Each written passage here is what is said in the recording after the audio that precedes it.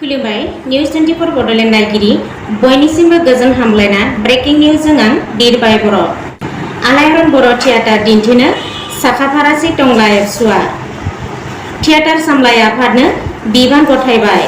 फैबाय थानाय नबेम्बरनि 5, 6 आरो 7 खालाराव हरथाम थियेटार दिन्थिनो गरन्थ'।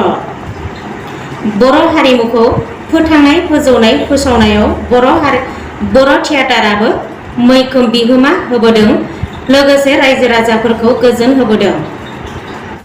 उदालगुरि जिल्लानि सिङाव थानाय टंला दखरा दुलाराय बर' फरायसा आफाद मुंख्लं महन्त रामसियारि गोसोखां बिजाब बाख्रि लुफुंनायनि जोहै आलायारन बर' थियेटार दिन्थिनायनि लाहार फाहार जादों।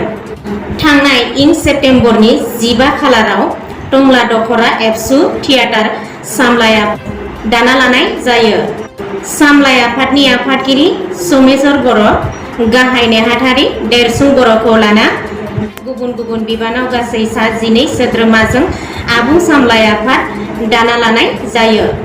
दिनै 18 सेप्तेम्बर 2022 खालार खालि टंला एबसुआ आलायारन थियेटार सामलाय आफादनो बिबाननि गोहो गथायना होयो।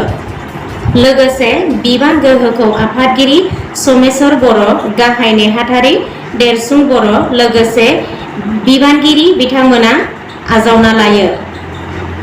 दिनैनि बिबान गथायनाय आफादनि गेजेरजों नायगिरिनि टिकेटनि बेसेन आरो थियेटार दिन्थिनाय जायगाखौ टंला एबसुनि साखाथिनि सुमापारा गेजेर आरो गोजौ फरायसालिनि गेवलां फोथाराव लानाय जायो होनना सामलाय आफाद आरो दखरा एबसुनिफ्राय मिथिहोयो।